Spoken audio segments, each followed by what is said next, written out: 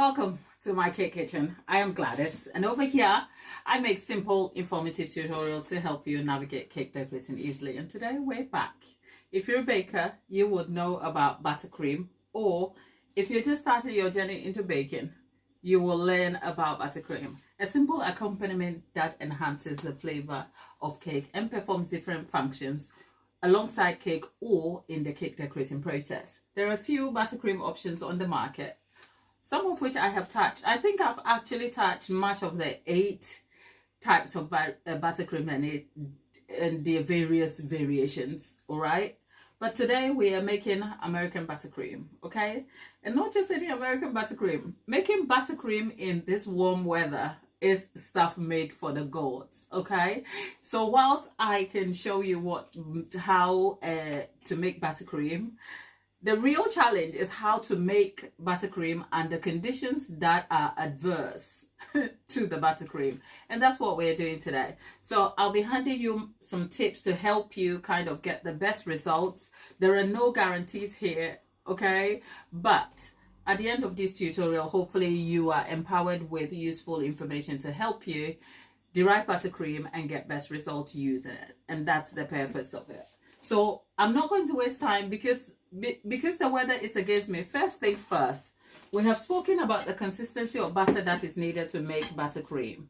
I have covered the subject of American buttercream and various buttercream in full videos, long form, and in various previous lives. So you want to check that, because key is, whilst it's recommended your butter is at room temperature at the time of use, room temperature has some visual cues that you want to consider when you are using your butter for buttercream. For instance, the butter has to be soft to touch so that when pressed in, not a lot of pressure is applied and you leave a dent behind. Unfortunately, those conditions are slightly different when the weather is this hot. I think we are looking at about anything over 25 degrees, but I'm in the UK and our weather is a national sport. We are complaining when it's cold and we are complaining when it's warm. It is so warm that I literally took the butter out, I think 20 minutes before this live started. And suddenly I can feel the butter melting. What does butter melting look like? Well, the core of the butter looks very hardened because I just took it out of the fridge. But on contact with my palm, which is also warm because of the warm conditions, my body temperature is probably warmer than normal. Look, I can feel like the oil film on my hands. If I stay here too long to over explain the point, we'll probably have melted buttercream that will not work for us. So I'm going to go ahead and put this in the mixing bowl to whip up. I'm going to be using the whisk attachment because the first part of using the whisk attachment here is to incorporate some air to help the butter break up and also expand, making room for the addition of the icing sugar. And that's the core point over here. If you're just meeting me for the first time and you're in the chat, I'm not ignoring you. I have a job to do and we need to do it quickly. So first tip, if you're working on buttercream on a hot weather day, work quickly. Okay, work quickly. In other videos, you'll find that this part of the process is done with a paddle attachment, where it's recommended for you to whip your butter with a paddle attachment for up to 10 minutes before you add your sugar. There's nothing wrong with that. The only reason I want to use the whisk is that I want to work quickly so that the friction between using the paddle attachment for longer in this weather will not melt my butter for me. The whisk will do a quicker job. Unfortunately, if you use the whisk, you are incorporating more air. So towards the end of the buttercream, you want to be able to use the paddle attachment to slow the mixer down and make sure that the air pockets are kind of popped for a smooth buttercream. But those are all things we are doing in this tutorial, so never mind, just stay here with me. So I am also using the ratio of 1 to 1.5, which is the 1 part of butter to 1.5 parts of sugar. So this is exactly 500 grams of butter, and the 500 grams is made up of both salted and unsalted. I have 250 grams of salted butter and 250 grams of unsalted butter. The reason why I add salt to my American buttercream is American buttercream can be a little bit on the sweet side, so a bit of salt kind of cancels out the sweetness and brings balance. I'm sticking with the 1 to 1.5 ratio here, which is 500 grams of butter to 750 grams of icing sugar. Simple reason is I am aiming for stability without sweetening the buttercream too much, because American buttercream can sometimes call for 500 grams of sugar, for instance, which is a 1 to 2 ratio, 500 grams to a kilo, which kind of is still okay depending on what your needs and preferences are. I always advise here, if you've stuck on this channel long enough, you will hear me say there is intention behind every action you take. So identify your intention, your objective for undertaking a specific task, and outline your outcomes so that your results might be better. So for instance, why am I sticking with 1.5? I normally go for a 1-to-1, which is less sweet, but it's also very unstable. In this weather, I do not intend to kind of have unstable buttercream, but I also don't want to up the amount of sugar to the double where it is overly sweet, but on a good chance it is also stable. I don't particularly need it to be super stable because the cake is not going to be displayed outside. It's a kid's cake. It's going to be used for making ruffles on a princess themed cake. It's going to be kept chilled until the point of collection, where it travels like 20 minutes and then stays out for maybe an hour, and then it's cut into. So my choices are informed by my objectives about the cake, how it is handled, traveled, and supposedly eaten, stored and eaten. Whereas if you were aiming for a cake that is going to be displayed outside, even though it's, say, in a sheltered place for up to 3-4 hours, then of course you don't want to have unstable buttercream or even risk buttercream like that. So when you're seeking out recipes, ask yourself, what do I need this recipe for? What will this recipe do for me, so that it can inform your choices about it. That said, there are some of our good people in the chat and some old faces. Dolly, you are back. Dolly, I was thinking about you one of these days. I was like, where is she? You are working so hard, aren't you? Welcome back. I'm just putting the whisk attachment in here. Okay, there you go.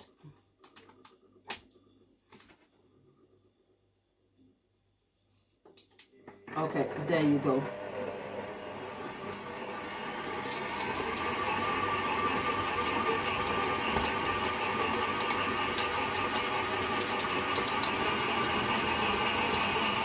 Remember, this butter is not at room temperature. It is cold butter, but I am counting on the weather to influence the butter spreading and increasing in volume. Because if I start with room temperature butter, it will melt very quickly in this bowl, and I can't risk that. So bear that in mind.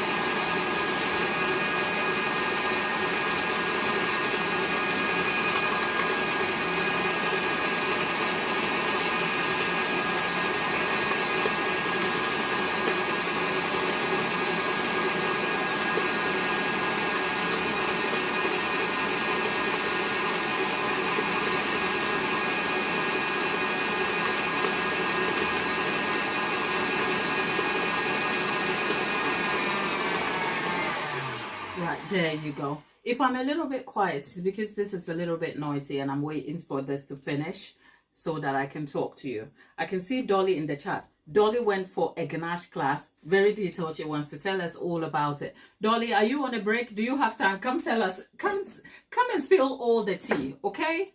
How was it? Was it an in-person class?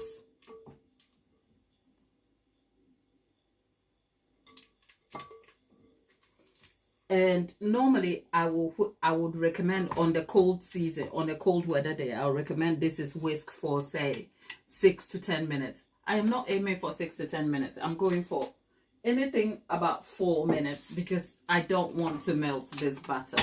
So let's go. Anyway, for the rest of you in the chat, Tabitha and everybody in the chat, hello there, welcome. The sun has got me kind of rushing through things, so I have barely acknowledged you, but let's just get through the task first, and then when we're done with the buttercream, there's enough time for us to catch up before my day evolves. Okay, I'll speak to you soon.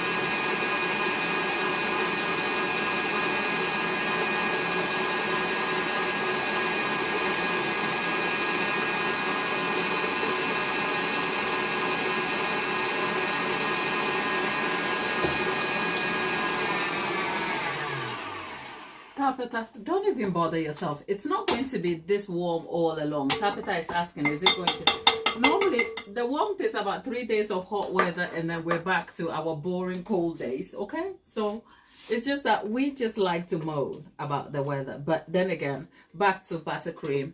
The hard, lumpy butter we left in the mixer has now become this. At this point, I can see clean, oily film developing.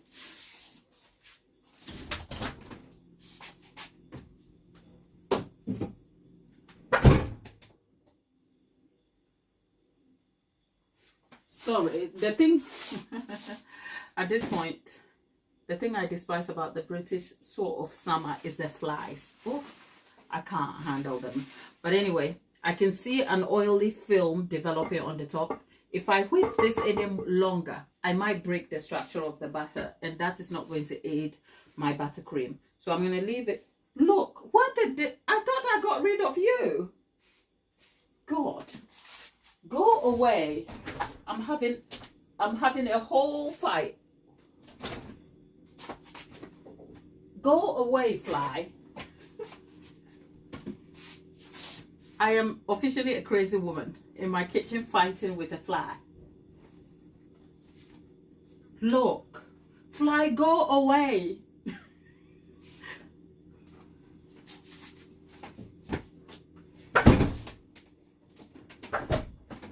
Okay. I think it's gone. The hissing, like when a fly is in your ear, sure, it irritates me. I can't handle it.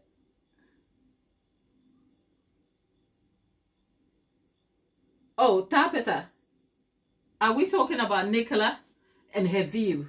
Okay. Yes. Nicola,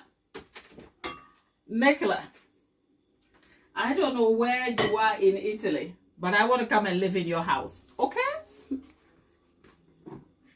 Okay. Now if I'm not careful, I'm going to have... I will. Like, seriously. You know what? My dream is to eventually retire to some English country house, a country cottage somewhere in the countryside. I don't want a big old house, like a big old mansion. Nah. Well, that's because I'm broke now. Why am I some millions in my account and maybe my tune will change? Who knows? But no, I almost imagine living in a cottage in the countryside, not a dainty, like, why am I telling you my who asked?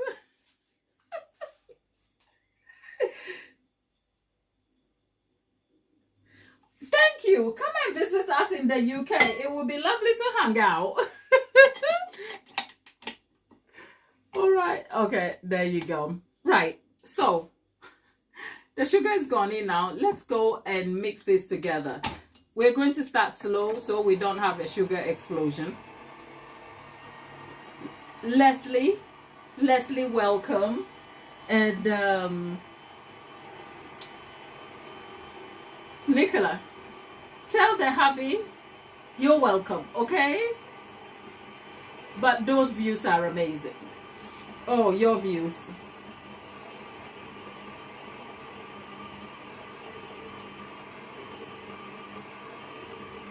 Congratulations. Let's say a prayer for Nicola, that she secures the land and builds her forever home. And who knows, I have ideas. We might go to Nicola's land for a retreat. The cake buddies retreat, okay? Nicola, can you imagine? She'll be cooking all the good food and I'll be making all the dessert. Nicola, I have plans, okay? I have plans.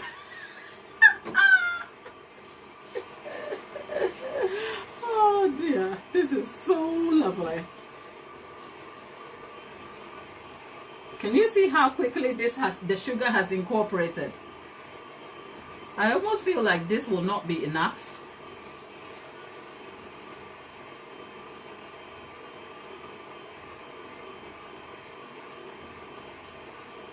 Okay, Nicola, you see? You and I are thinking alike. It's gonna be good, isn't it? It's gonna be a good one. Anyway, if you're just joining us, we're making American buttercream. We whip the batter for about 3 to 4 minutes. It's hot. I've provided you enough information at the start of it just to give you an idea about what it is like making buttercream in the hot weather. Because if you're having failure with your buttercream, it might just not be the recipe. It might be the technique, which might also be influenced by your surrounding environment. So we are trying to get the sugar mixed into the batter.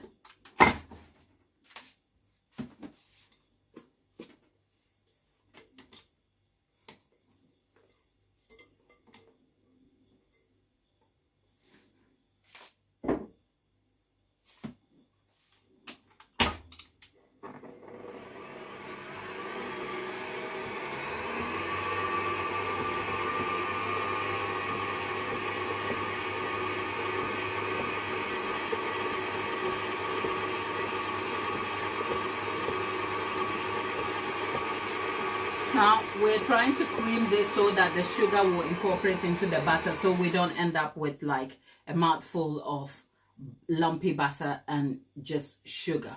And that's what we're doing. The ratio we're using here is 1 to 1.5, which is 1 part of sugar to 1.5 parts of 1 part of butter to 1.5 parts of sugar. But it is a little noisy, so if I'm very quiet, I am waiting for this to be done. We are just mixing this in for another, say, 3 to 5 minutes, and that's the buttercream essentially done.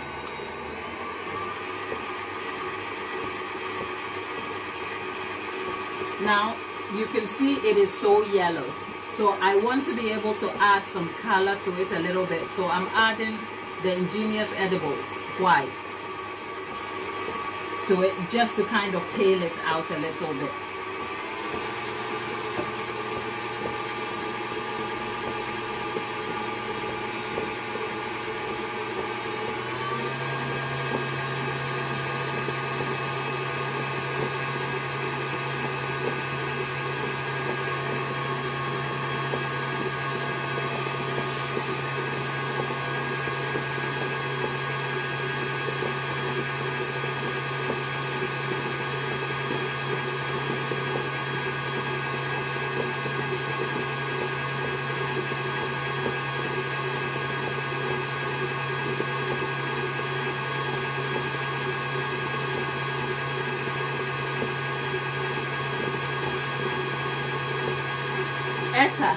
It's the Ingenious Edibles. That's the white food coloring though, but my preferred food coloring of choice is Pro Gel and Color Milk. Okay.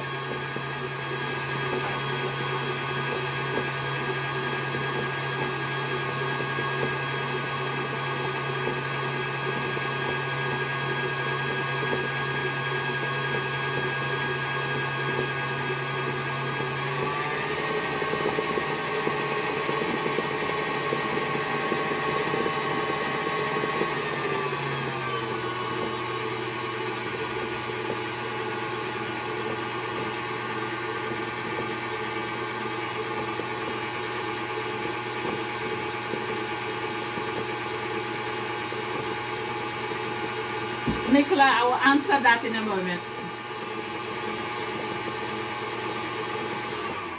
Okay, there you go. Nicola is asking, did I take a professional cake course? Not necessarily. I did take an intensive 14-week course, which was a week by week basis, with an established cake artist in the locality that I stay in. She is she's one of the NEC, as in the, what's the competition? The yearly cake competition that is organized by you know what, I'll leave information in the community post about that competition. She's a national winner so many years on, like as in a multiple awards winner, and she's super accomplished in what she was doing in the region I am in. At the time, she was one of the outstanding cake artists who, she ran a successful business long before she became a cake artist. She pivoted and became a cake artist.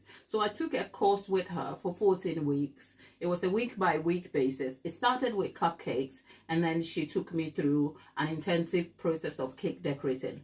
After that, I took some more classes, as in independent one-to-one classes with some London-based bakers. They are all still like businesses at this moment in time. And this is going back 8 years ago, because I think a year into my cake baking journey as even a hobby baker, I knew I wanted to make something of it. So very quickly, I invested the time and money into it. And I think that is what set me up, because I was just passionate about wanting to do it right. So yes, I did take the courses, but you will find out that unless you are a pastry chef where you go to school for years and years, much of cake decoration is all about passion, learning, developing, and consistently building and stacking your skills. I hope that kind of makes sense.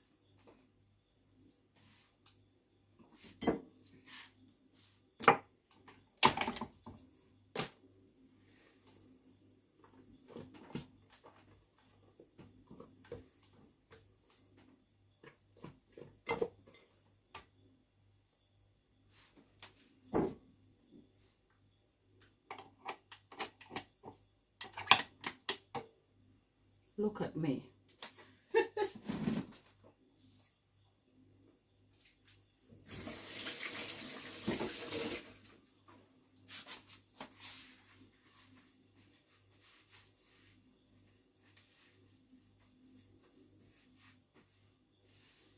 Oh, Etta, in your career as the paralegal, you were the cake lady. So have you made something out of being a cake lady, or you advanced to become a lawyer so that we can go and make trouble and then we'll invite you to come and save us? Well, so at this point in time, with all the weather conditions and everything, the buttercream is done. I wouldn't whip it any more than I need it. But what I'm going to do is I'm going to leave it on slow just so that it kind of pops out the air bubbles and evens out things for me. If you've been on this channel, you would have seen I have made American buttercream before. Today, the conditions are that it's hot. So we're trying to derive this with best result and conditions that does tend to adversely affect buttercream outcomes. So if you're just joining us, I would say take time, go back and watch the video from start and see the information I gave about what you need to do. But if you're working under hot weather conditions where it is likely to melt your butter, the key tip here is to work quickly. In terms of choosing your ingredients, can we talk about American buttercream sometimes being super gritty, not great in terms of taste and mouthfeel? All of those things are true. The other thing about American buttercream is the advantages are that it is very stable, it's super adaptable.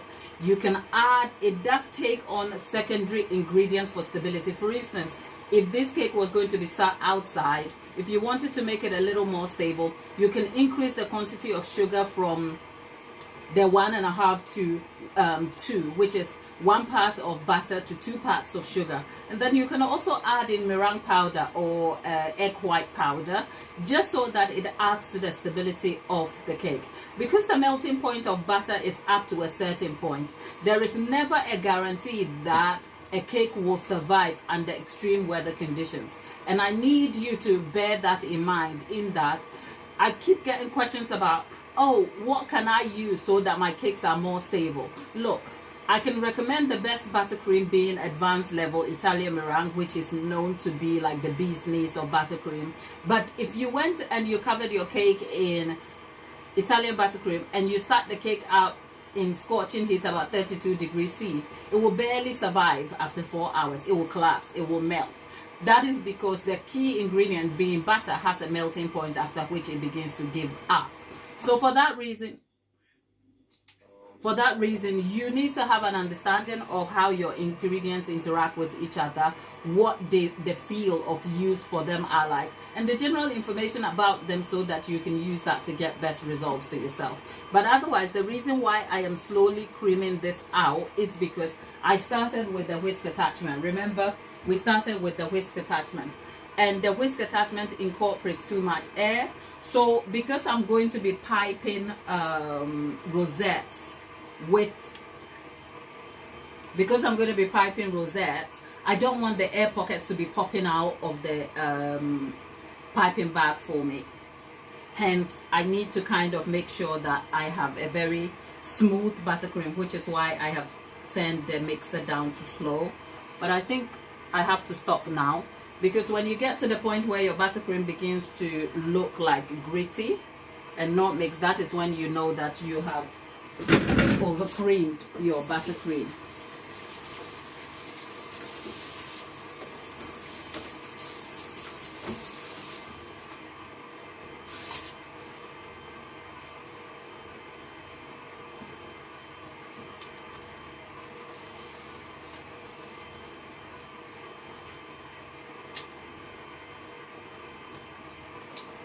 Okay, that's it.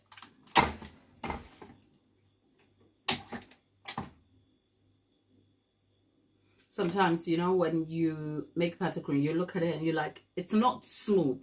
Yes, it's not because it's melted and everything is breaking up. So leave it to settle and you might just get it back together.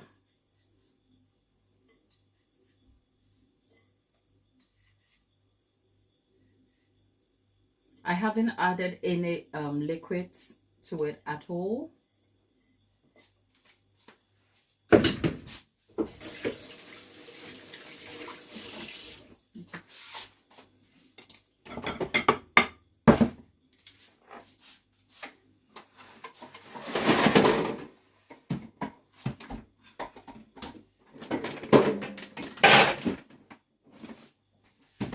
All I want to do is go drink water and sleep because it's so hot.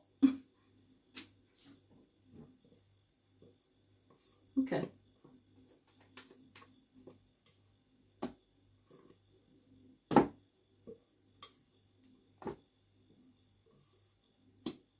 Buttercream is gone all soft on me.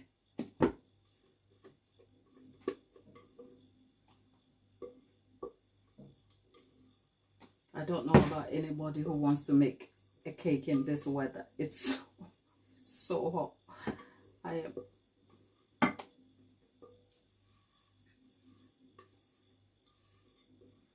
am the ganache lady. I like to use ganache for. Something tells me I might just regret the choice I'm making here, but hey, we are here already.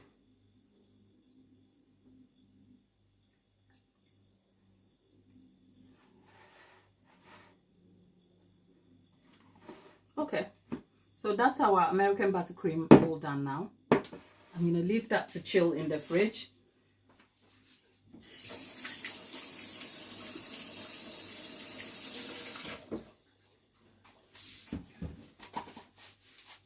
Whew. What's the weather like wherever you are? And by the way, where are you joining us from if you're new here? I can see the conversation about the weather is still ongoing.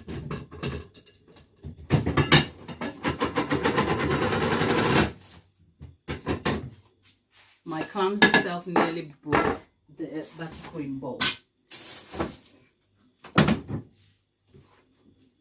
But I saved it. We're here. We're here now. No buttercream, no glass plates were harmed. I am so hot. My brain is fried, people. My brain is fried. Okay. I have ganache here. Okay. Wonder what the ganache is going to be used for? I'll tell you in a minute. But before we do that, before I tell you that, let me boil my kettle because I need it.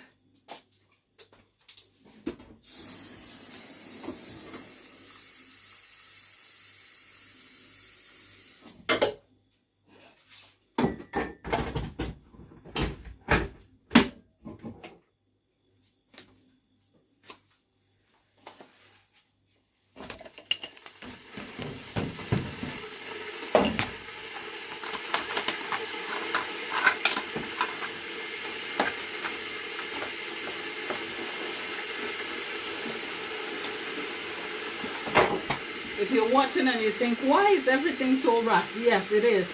Ever heard a hot weather is not a baker's friend? It's so hot. I want to get the job done, okay?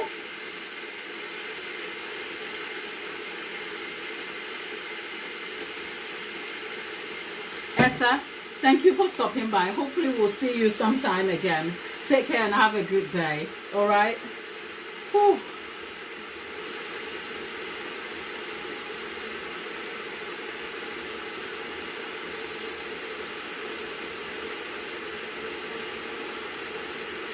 Oh, Dolly, are you talking to me, honey? You should come have tea with me and I'll give you some tea, okay? My dear, isn't it all our goal to run our businesses from home and do the thing we are passionate about? But you know what? The road to your achievement may not be linear.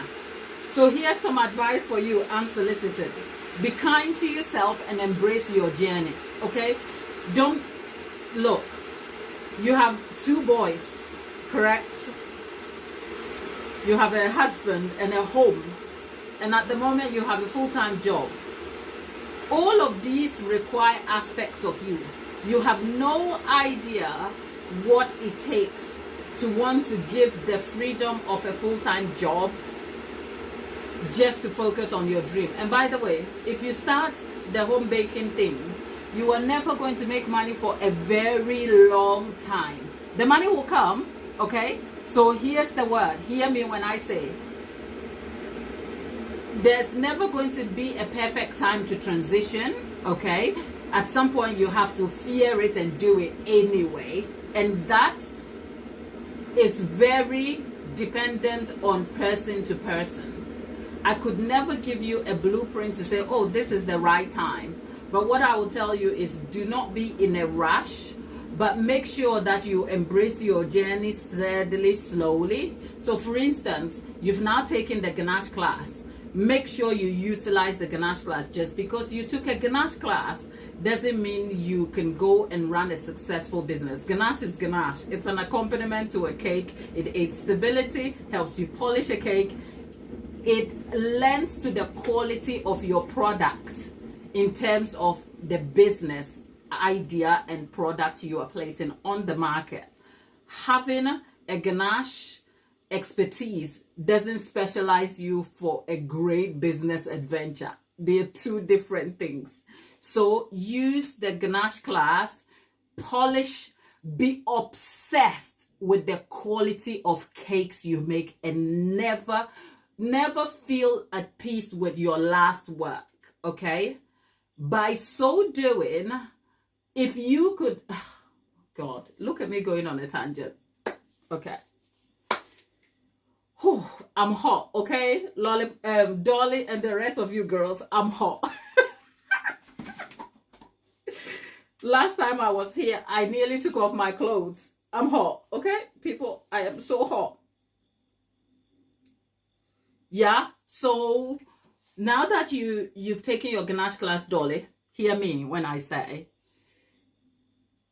be obsessed about using that class to achieve great work. And by so doing, when you do the thing over and over and over and over again, look, I'll tell you, it's boring, honey. I'll tell you, it's boring. But you know what? Quality work is done in the boring. When I come and stand here and I'm over here dancing to you, look, the boring aspect is in my shower when I'm trying to recall the structure of the show and what subject matter I could make fun. If you were asking me a technical question about, say, Buttercream, and I didn't know and I had to go and research. Researching doesn't mean I can deliver. So I have to go and find a way to deliver the information in a very engaging way. Those things are done in the boring darkness when my son is asleep, when my home is quiet and my neighbors are annoyed.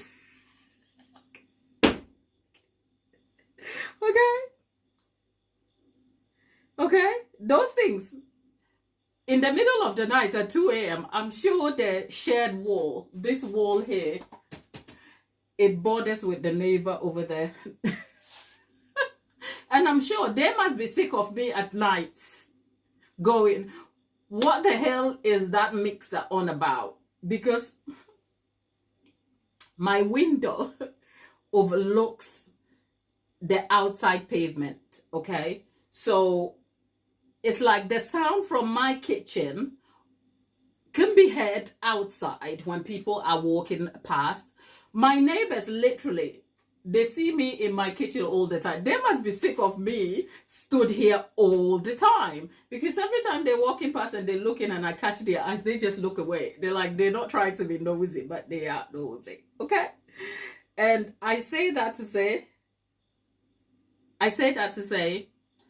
there is, success comes from mastering the boring, okay?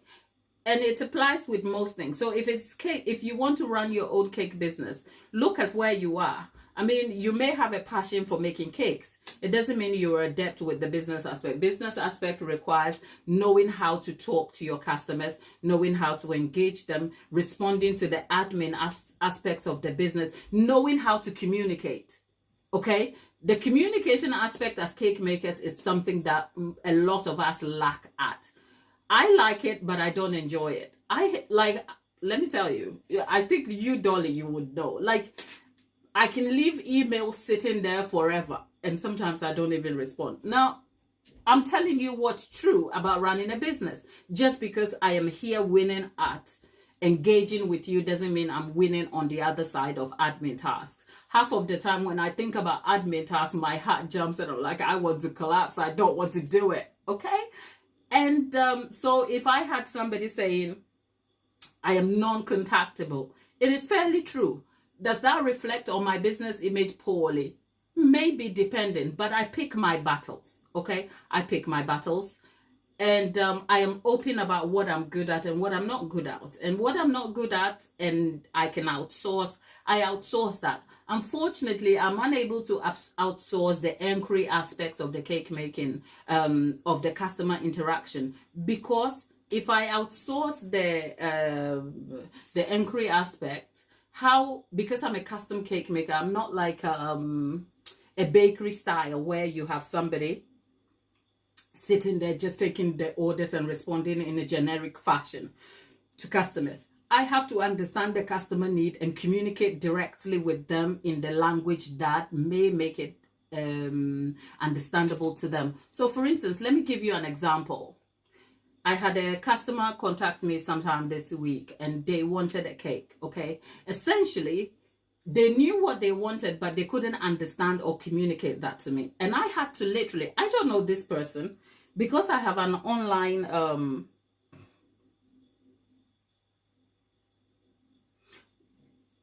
Nicola, I'll answer you in a minute. Because I have an online presence, I could be getting calls from any and everybody from any part of the world, okay?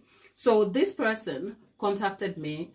They are about half an hour's drive from me, and they wanted a cake. It's their husband's milestone birthday, and this is like an elderly person, and they talk me through what they might like. And I literally had to find a way to present the ideas to them just so that I can understand what they want, and then they can be reassured that there's understanding between themselves and I, right? So eventually I was trying to explain a naked cake, a semi-naked cake, and a fondant cake. So this is how I did it. I was like, okay, a naked cake says what it is. It's naked. It doesn't have clothes. So do with whatever your imagination tells you.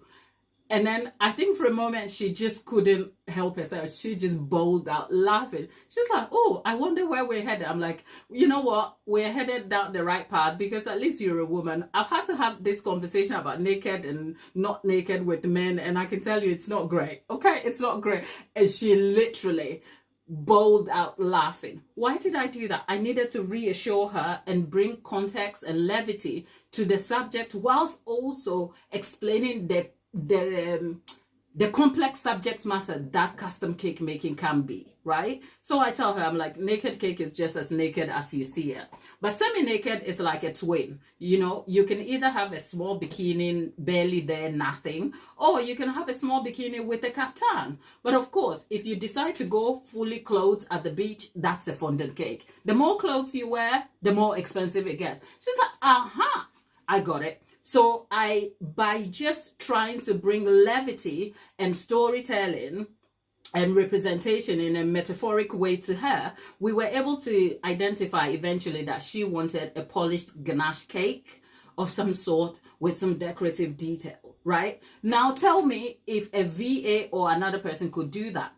No, but the more I interact with customers, the more exhausted I get. So I go through phases with my customer interaction. There's a phase where I have emails sitting in my inbox and I'm dreading it for days. Some of which I don't get to respond, and I'm sorry about that.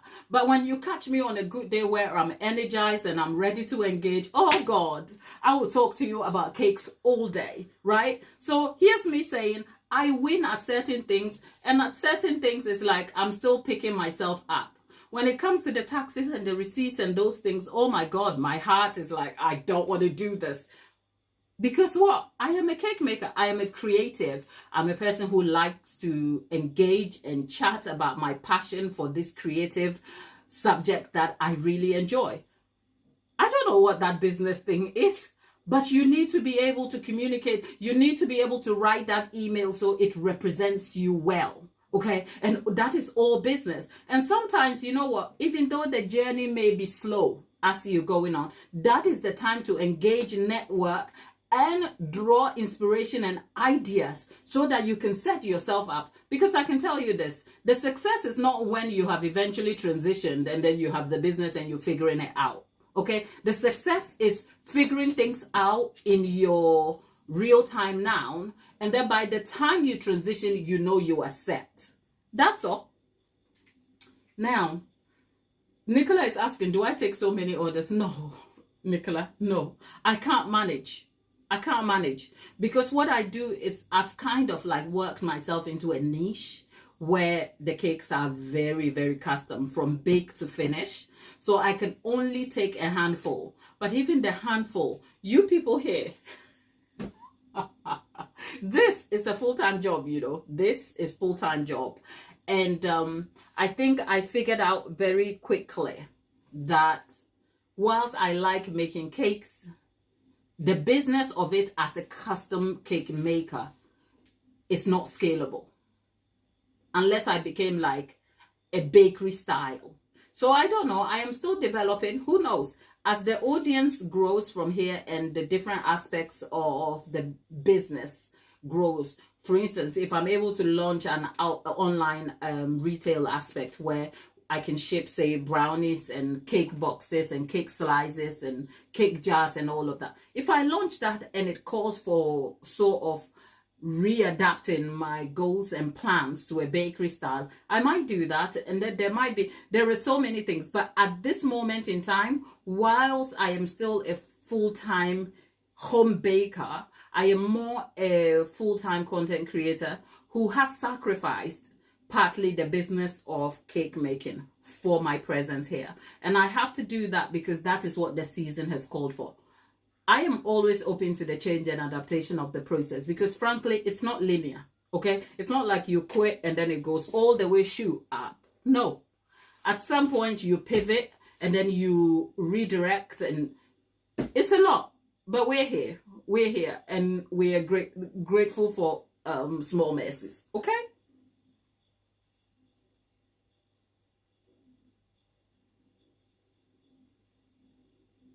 Hobby is asking, oh, look, I am so hot. Hobby, thanks for your question. Hobby is asking, do you promote your business and do you ever sell at farmers market? The simple answer is no. Okay, not at this moment in time. And that is not because I don't want to. First of all, I am in the UK. So there is farmers market and then there is also like marketplaces. So not just farmers market, but you have like open days in retail areas where you can go and set up shop. When I started, when I made the leap finally from home baking into an established business, that was my route. I had a stall at a local farmers market.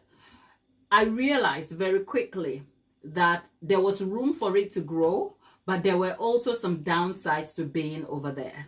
For instance, being at the farmers market in an open area opened me greatly to uncertain weather conditions, especially in the UK.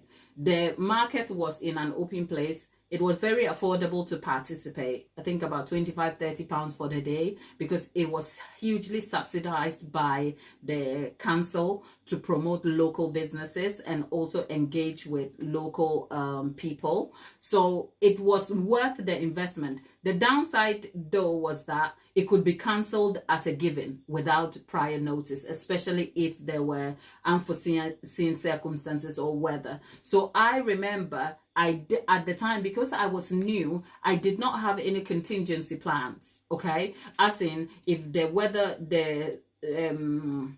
if the market was cancelled at short notice, what happened to the bake? I was so new, I hadn't managed to figure out a proper marketing strategy or plan for that. So I remember days where a whole stall of bakes, I had to share them to friends, because there's only so much you can sell at short notice. What am I going to do? Open my house and be like, I have cakes, come and buy? So sometimes I gave them away to friends. I gave some, like I ended up gifting, and it made so much losses. But bear in mind, that was at the start of my business.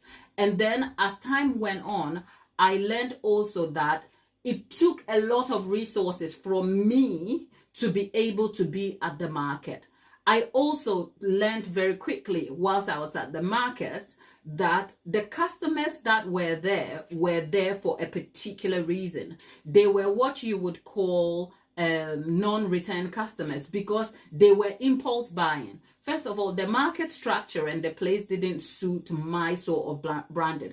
I looked so posh and so polished in the middle of a bunch of fruit and veg sellers, right? So I stood out, and whilst that attracted people who were curious and who really enjoyed my bakes, it was like the place people went for a bargain, okay? So by presenting myself the way I did and my goods, I couldn't discount my prices to match the needs of the customers who came there.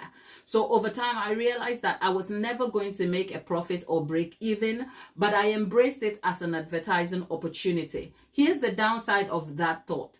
As an advertising opportunity, what was I aiming to achieve? Was I aiming that I will put my name out there so that people will order the cakes later and come back? Truth is, no, because the core audience over there were people who were looking for a bargain. They weren't people who were going to pay what? Nearly £90 for a custom cake. So I think for my entire time, I think about 6 to 7 months at the market, I never even had one person come back to order a full cake from me. And I remember, because I was also new and very, very inexperienced, it took a lot out of me. I would bake all night. By 5 a.m., pack up to be ready at the market for 8 a.m., barely sleeping. The amount that I sold didn't even make it to cover my ingredients. But those are all lessons I learned. So eventually I decided that, okay, instead of staying on the open market, I will transition to, say, a walkway or a little kiosk in a shopping mall, okay? The prices of the shopping mall kiosk, oh my goodness, expensive. You're looking at nearly $1,500 for a week's work. So I had to guarantee to make at least a daily sale of at least £200. And that is based on if I open all 7 days a week, okay? And I was never going to be able to open all 7 days a week. And I was still new, okay? So after a lot of back and forth, eventually I scaled back and focused on just home baking and custom services for customers who wanted cakes.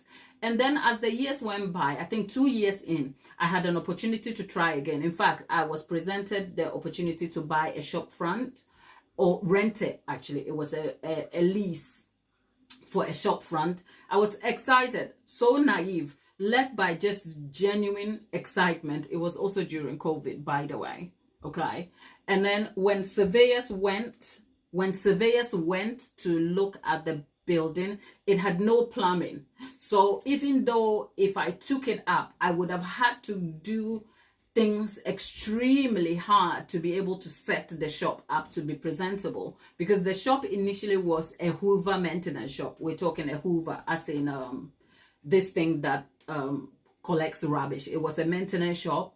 And yeah, at the time, I wasn't financially resourced enough as a business to sustain the cost of running that shop front. But my get out was eventually the surveyors who went in and identified that there was no plumbing. And as a food business, I would be required to have some sort of washing or a way of disposing my liquids and fluids.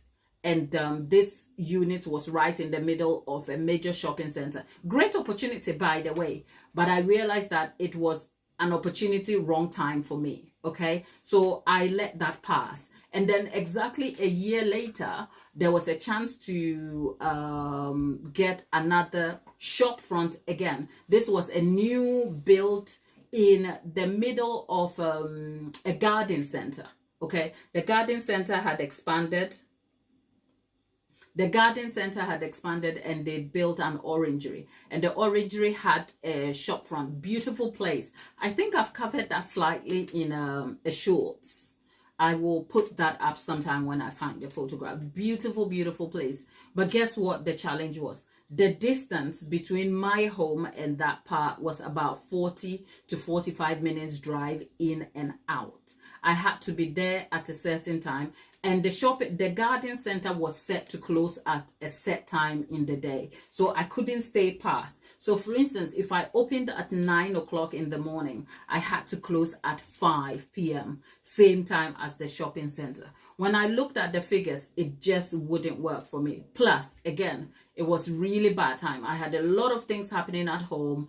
I couldn't focus on running a business which was far away from home just by myself. And at the time, I wasn't resourced enough to employ assistants to undertake it. So I let it go. So these are 3 opportunities later, I am still learning. So I think at the end of that, and this is going back 2022, I learned that whilst I would want a shop in my future, I would love. I think all of these opportunities and experiences taught me my ideal plan for a shop. For instance, a brick and mortar building is nice, okay? It lends credibility to a business. It kind of puts your name out there. It gives you somewhere to go, which sort of empowers you whilst also reassuring your customers, right? It takes an extraordinary level of trust for people to want to buy from a home-based business, because people tend to have different sort of perceptions about what home bakery looks like. People just think you're sitting here doing things that you shouldn't be doing. And there's good reason for people to assume that. I can tell you that is not the case, okay? We don't just pop up from anywhere and try to run a business. It requires quite some responsibility from you, and it's very serious. But if I had a shop front, I can also see how that adds a length to my credibility. However, owning a shop front is a lot of responsibility. You have to almost think outside the box and have a solid marketing strategy to support your sales, to be able to cover your rental costs, your overheads, insurance, all of that. I mean, at home, my overheads are fairly minimal. In all honesty, it is. But if I had a shop front, I think the last time I checked for a shop front, you're looking at realistically nothing less than £19,000 a year for a small square footage. Okay, so a minimum of nearly 1,500 per month just for the lease. And then there's business insurance. That doesn't also include your gas and electric and all the things that comes into it. So my opportunities taught me very quickly that if I wanted to go for a shop front, I realized that I didn't have a solid marketing plan, because I hate selling people.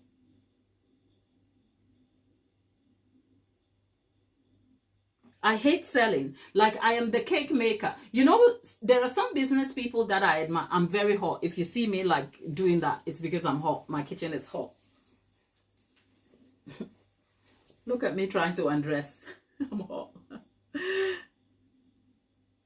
Look at me. I'm so hot, right? Okay. So there are people that I know, right, who run businesses, and they are so savvy. They are so business led. When you're talking to them, all they are doing is telling you about their business. Their business is almost in your face all the time. I'm not that kind of person. I shy away about talking about my business. I'm like, look, if I meet you, it's not because I am scared of my business or I am not proud.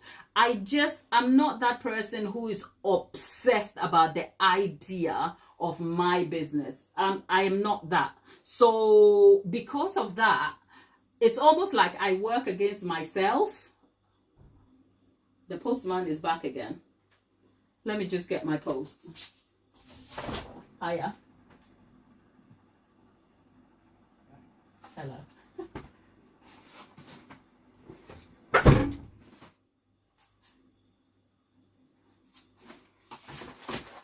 Yeah, it's the Amazon postman.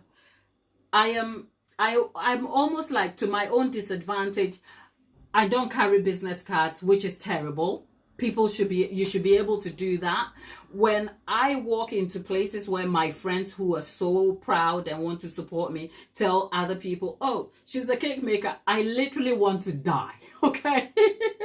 I literally want to hide, because I just feel like I don't want the pressure. Okay, because people have assumptions about what you do, and I just don't I'm not comfortable either explaining or defending myself. It's just not a thing for me, right? So when I close here, I disappear, and that's it. If you see me, I don't wear my business like that. And part of it also lends to the fact that because of that, I don't have a solid business plan. I mean, I have a platform now. I should be able to create content and advertise myself all the time. But what am I doing? I'm here trying to chit chat, show you tutorials, and you barely even know that I really own a cake business. Does it tell you something? So I say that to say, how do I advertise myself? Well, I live by the principle that your work will lead and you don't have to do the most. But I guess that is because I am trying to be a little bit humble about it, okay? Because if your work is good, shout about it. Why shouldn't you? But I'm over here going, let other people do the talking. So actually, my business has the purchasing power of customers coming back has sincerely been word of mouth. In fact, most of my customers don't know I exist here, okay? They don't. And I like it that way.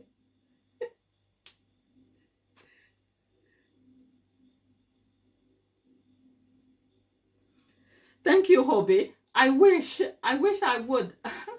I wish. Thank you, though. Thank you.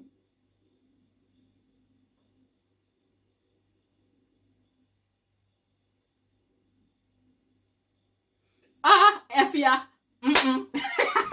Come back together and open a school. Efia, they assembly. Please. I know my people. Okay. Let me just exist here. Okay. Right, so yeah, to answer the question, I know I would love to own a cake shop in the future. I just know that it's not going to be just a traditional cake shop where you go and get cake and you eat and you go home. Okay, I want a cake shop where you can come and find me and we can have a spot where we can host events and people can book and have a custom cake, and then they can have a tea party. Like, I have ideas in my head. Okay, so you stay here for long and hang out, and you never know. You never know. But with that said, I have ganache that is melting, people. Do you know what this ganache is supposed to be doing? Thank you. I received that. A beautiful cake school. I received that. Thank you. I don't know where that is coming from. 2 of you in there. I would love to. I receive it. Okay. I am not in a rush though, but I receive it. With all your love and support, I know we will get there. Can you imagine? We have a cake school. Gladys's cake school. That would be amazing, wouldn't it? So hang around, stick around for long. Because you know what? Being here, what we do over here, my goal is actually to turn this part, as in the live part, into like a show itself, like a live show, like we do with a full production. And then you can tune in, watch, and even call in. But we need to buy cameras. Look, this thing is expensive, people. It is. But you know, I have learned that what is yours will be yours. And if you're diligent at what you do, okay, and you work diligently, you work hard, and you are honest about what you do, you know what? It won't get you there quickly, but it will get you further. And I live by that principle. So I am incredibly grateful. I am incredibly grateful for your love and support of me over here. Let's keep up the good work. All right. Whilst we're at it, Let me go and get the doll cake.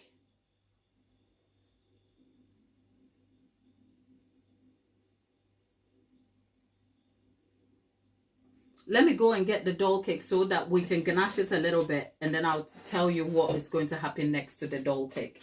Let me go get it. Because once I went and put it up yesterday in the oven, in the fridge, that was it.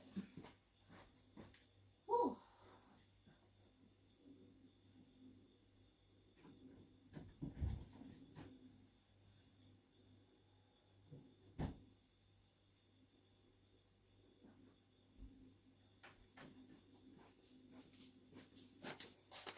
Yeah. Remember this one? Remember this one? Yeah. We are not going to be doing anything besides just covering this layer with ganache, okay? Just to fill it out. Because I need to finish this doll cake. It is due out tomorrow.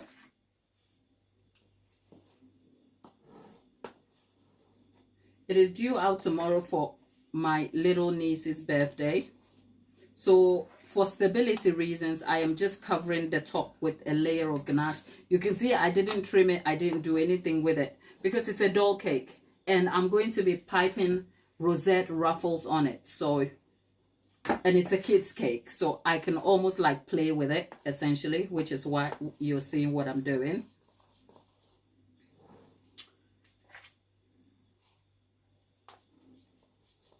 So we're just going to cover the outside layer with ganache, and then I'll leave it to set completely, and then we'll be filming the next part as a video, which you will see. So you'll get to see the doll cake on Sunday. Now that I've said it, you'll get to see the doll cake on Sunday when we decorate it as a long form video. I wanted to bring you along the journey, but I have this exciting idea I think you will like to see in a video form, so we'll see. So there you go. It is hot. And that is it. So what I'm going to do now is scrape the sides.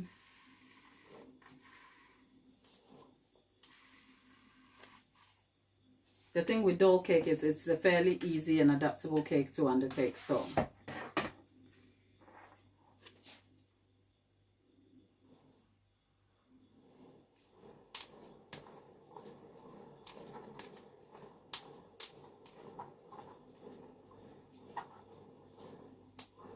you know something I have learned? There's nothing more rewarding like a bunch of strangers on the internet supporting your dream. So people, don't go to sleep on the internet. It can be a very dark and pitiful place full of some sad losers, but it's also a great place to find encouragement, community, and support. So you're welcome to the family over here, okay? Okay. This is the princess cake. Why? Yeah, we if you cake. Yeah, we. This is people. I keep switching to Ghana. Okay, I go to my native Ghana.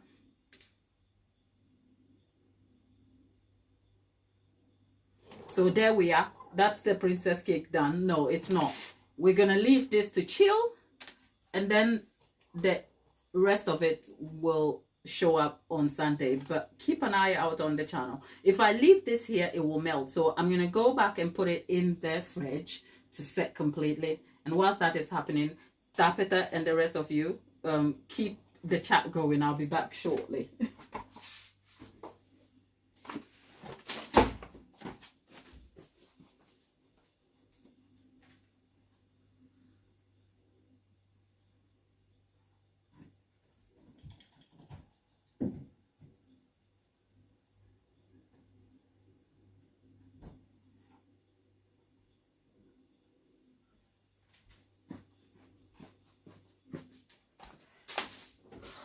Okay, my people, we are back.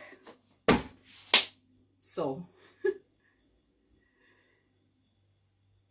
girl, it is so hot. Like, who in the chat likes to exercise. If you don't exercise, it's fine. The point of the conversation isn't highlighting whether you like or hate it. I was just pointing it to see if the subject I'm just about to raise will land. That's all. Who likes exercising?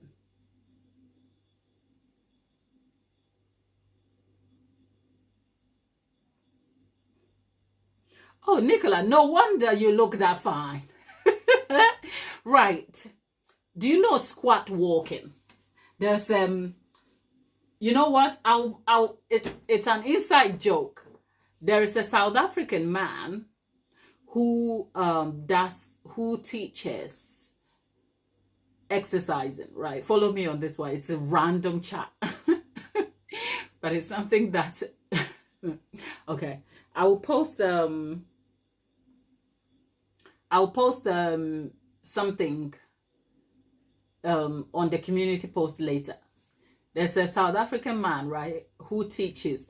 It's the equivalent of what a samba class or, you know, a spin class, but his is a squat walk where you essentially do this and then you walk, as in you do it to a rhythm, and he does it so well that it's almost a joke that every time I see a video of him, he's a man, but his backside looks like a Kim Kardashian, if you know what I mean. And I thought, oh, how hard can this exercise be? Because I like to exercise, but I'm not a fanatic. Like, occasionally. If I kept up exercising consistently, I'll probably be in a better mood. But no, I don't exercise a lot at all. But forced to do it, I prefer skipping, as in the skipping rope. But it's so hot, I can't be bothered to do that. So what I do is I run on my staircase. I have like a staircase of about 13 steps over it. So I run over it and come down. I started it this week, by the way. So please don't feel bad about your choices. Because I haven't exercised for a very long time and I can feel the effects. I wake up cranky. I am very exhausted. My focus is gone. I have brain fog. So I thought, okay, let me just start by doing little things. So nothing that will take away the joy of it. So instead of going out and the friction of dressing up in the morning, like, okay, I'll just do my exercises on my staircase, like go up and down the staircase. Like it's one trip up, the down doesn't count. So I do 20 for 10, if you know what I mean. And my legs hurt, right? But then I thought, oh, can I take a break? Oh, this fly again. It's back. Go on then.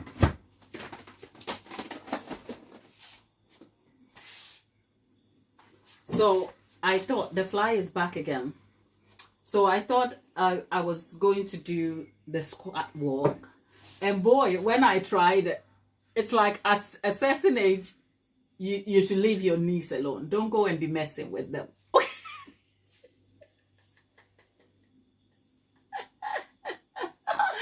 Because after messing with my knees for a squat walk,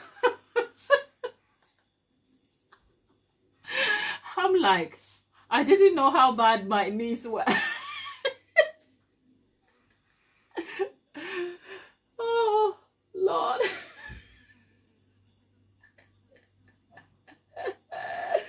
Yeah, it's the postman's fault that I got rid of the fly and it came back. Oh, it's gone now. Oh dear. Yeah. My dear,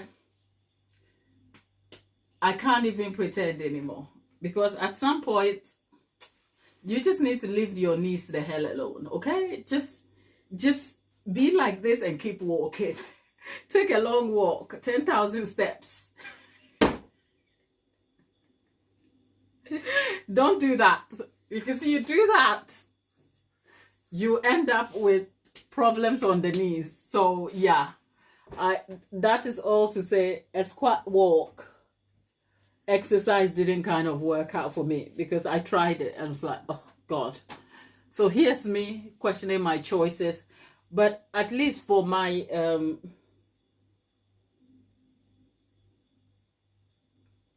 keep pots of herbs, is there a specific herb that I can keep? Because I have my herb pot sitting up here. But I hear cloves.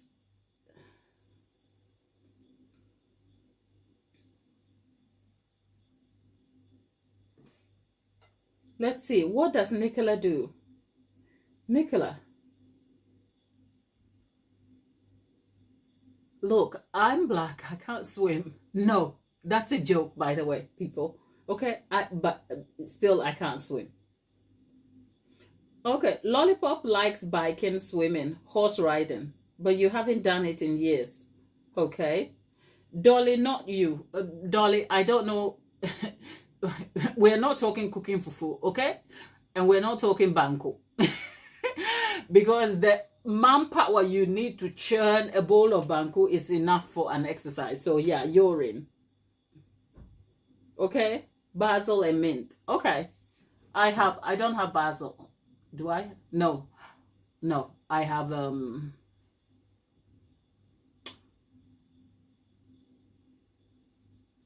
what's the name? See? My brain has gone fuzzy. I can't think. Oh, good people. Millie.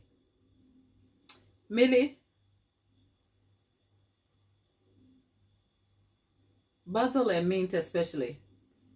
Hi Millie, how are you? Thanks for joining us today. Great to have you in the chat. Ish, I am hot. What are you people doing wherever you are? Like, what's your day like? What's up with you people?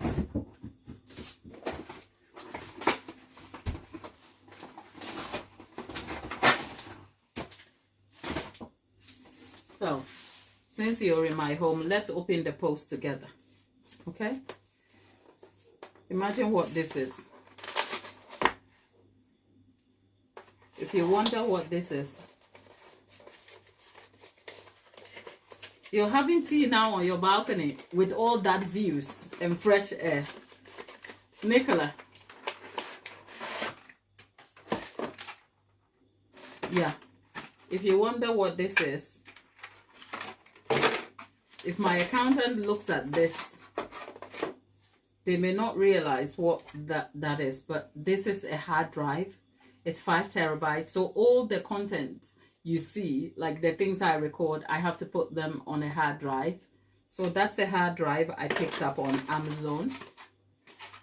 It was on a sale. It's 115 pounds. No, is it 116? Something like that. Yeah. And yeah, it's a hard drive for storing the content that I film, just so that I have enough footage to edit and keep entertaining you. Okay, so there you are.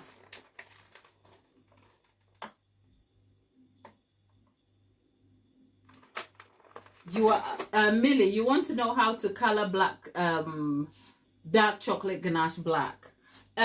Dolly, come and give us some tips on that.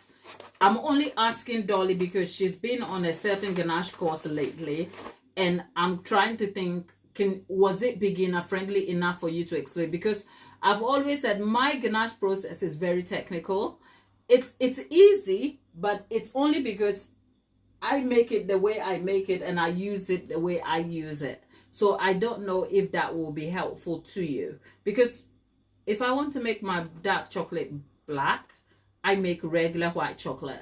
I add a darker tone of color, as in I start with a darker tone. So I start with brown, and then I add blue just to darken it, and then I add the black color, and then you have a black ganache, right? But if there is an alternative to doing it fairly easily, I'm open to.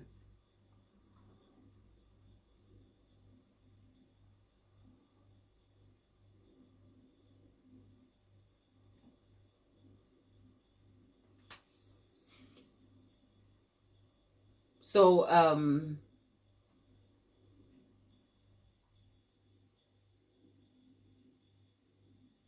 Oh, so you're having a meat pie. Okay. In England, the meat pie is the equivalent of a patty. Okay, as in the not what you call the pork pie or Cornish pie, but what in England we call a pasty. Okay, rolled up like that. A variation of that in Ghana is called a meat pie. So it's the pasty, which is the pastry with a meat filling, as in a minced meat filling or corned beef filling. That's what it is. So whoever is asking about the meat pie, that's what it is. It's a Ghanaian pasty. Okay.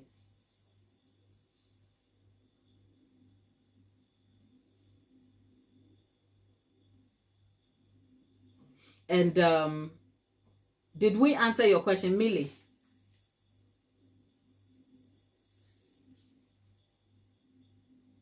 Millie, did we answer your question? You want to get your ganache black. So yes, you can add black food coloring, but it can be awfully difficult going from the pale color to complete black. So start with a darker tone, okay? Start with a brown or a blue, and then get it like the base darker a bit before you add the black.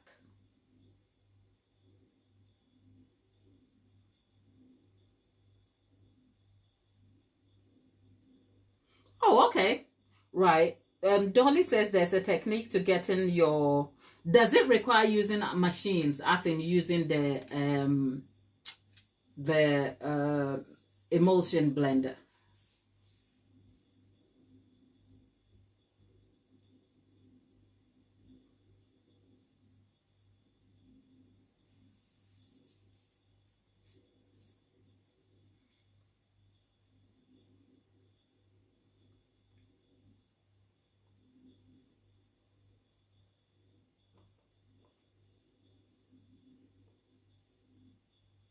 Oh, it requires the emulsion blender. Okay. So it's so just to get some highlights. So it's make regular chocolate ganache, as in mix the white chocolate with the cream, correct? Melt it. And then what do you do? Add the color, or do you have to do something before you add the color?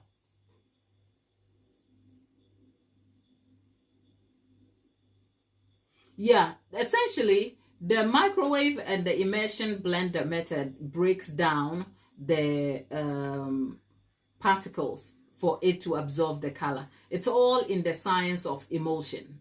Okay, so there's a reason why you do that. If you want to understand the science of it, go check out Sugarology. She explains the science well for that. But yes, using the microwave method means by melting the ganache completely whilst the color is in, breaks the matrix of what molecules or whatever that is, and then it reabsorbs better because there are oils. And it is the same principle or something similar to when you use the emulsion blender. Sometimes you can do the thing, but you don't have the words to explain why the results are the way they are. So I make my ganache a day before, as in I make it the day. So for instance, the ganache we had here, I made it yesterday in the evening, but because it's so hot, it didn't set, which is why I didn't whip it. I couldn't risk whipping it, because if I did and it broke on me. But to kind of make sure the ganache holds form, you know what I used? I added a little bit of corn syrup. It helps with the emulsification of it a little bit. So yeah, I'm sure there will be a better time for us to come back and talk about ganache as we develop. I think at this moment in time, it's so hot. I am kind of just focusing on some fun content ideas so that we can have fun, because it's very hot. I feel too hot, right? It's 2:30 people. The kitchen, what you people don't see, is a messy kitchen right here that needs to clear up. And I have a whole evening of filming for Sunday, okay? And then, remember, the garden,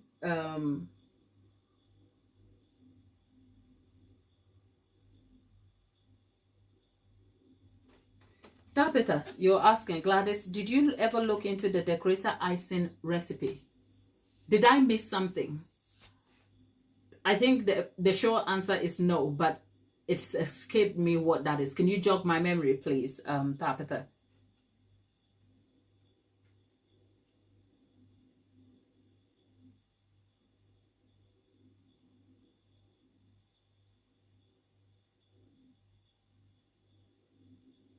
Oh, okay. So Dolly is just adding a bit more information for us. So you create the white chocolate ganache as you would normally, and whilst you're mixing the cream and the chocolate together, you use the immersion blender to kind of break it all up until the mixture is pale. Then add the color, as in the black color, and keep mixing with the hand blender until you get the desired color. Is that correct, Dolly? Is that essentially the gist of it?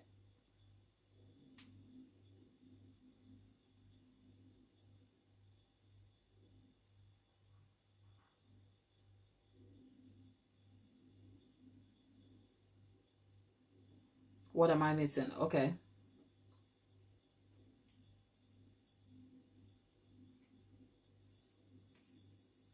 Tabitha, I'm still waiting for the cake decorator's icing recipe. Like, I think that must have escaped me a little bit. So, yeah.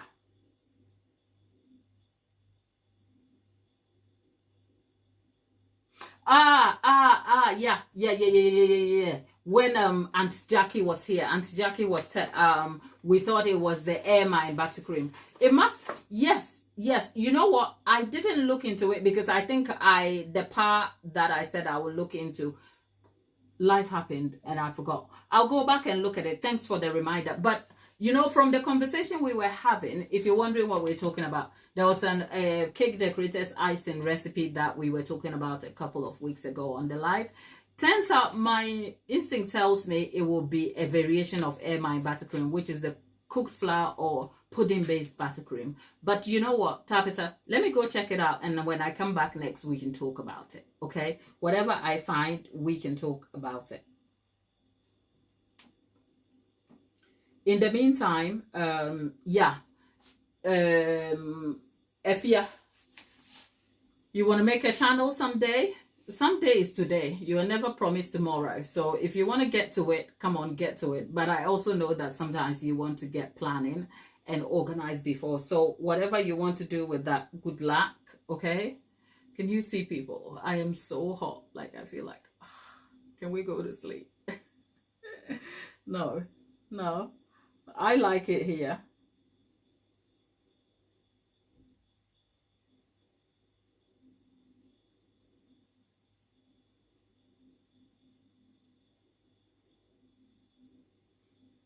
Some nice mini cakes. Nicola, what do you mean nice mini cakes? Like as in the small cakes? Tapeta, at this point, I need to have a pool that I can just dunk myself in and just sit there. And because I woke up to a cold shower. It's after my dreadful failing exercise, right? The first thing I do, obviously, after exercising is go and have a cold shower. And that is at 7 o'clock in the morning because I need the cold shower to kind of wake me up. Because if I don't shower in the morning, I can't. Like, I can't function. Okay? So all of this.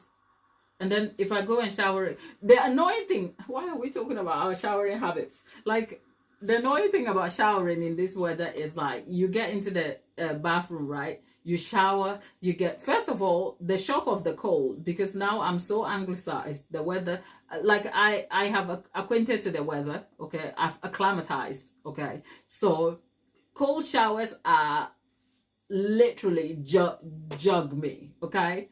But when I get used to it and I'm under the shower, I'm like, oh, it feels so good. And then you come out, you get the towel, you dab yourself, and then you just walk out of the bathroom and suddenly you are hit with this hot again. And then you have to go and cream yourself in the hot weather. And you're like, what's the point? First world problems, okay? First world problems. Cold showers 3 times a day in the summer. Look, I'm not that clean. Look, I do morning and night. That's all. The afternoon, I'm busy with you people here. Okay? I don't know what you do, but you know what? It's listen. I can talk you through my routine, and you find that I don't know between when, like, close the live and go and shower and come and do the washing up. Which one? Because by the time I do this washing up, it will be 3 o'clock. Okay? And the boy will be back from school. And if I shower, I have to shower. No, I'm not. Look, I'm not that clean. Oh dear.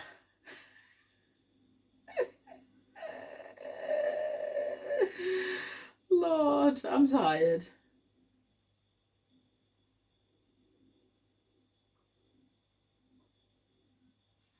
Listen. At least we shower, okay? At least we've got to be grateful for. Look, Afia, you have got to have water first to shower. Isn't it? Polytank will feel.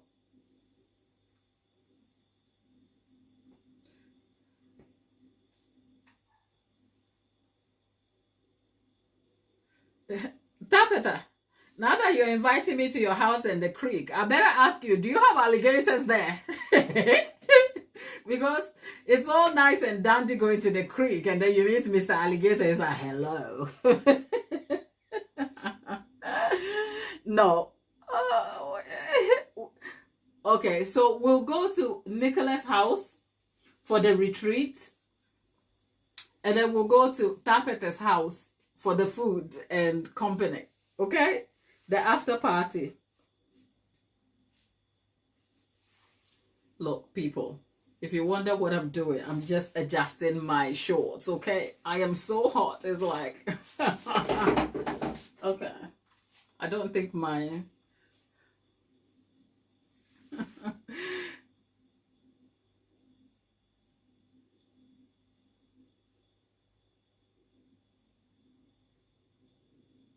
Oh, okay. If you're living right, girl, you are living right, okay?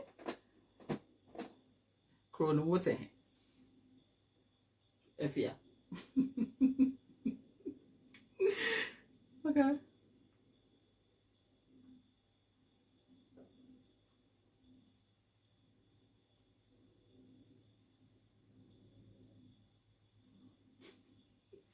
Nicola, don't encourage me because you do realize this is the internet, right? We are all ladies here, and then you leave the internet, and then some random person shows up. Okay? Oh, people, my breath.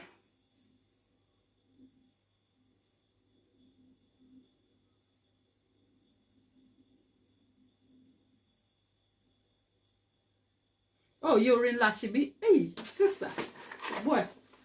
Mommy, where? Yo, if you're Matty White, if you're to you, people,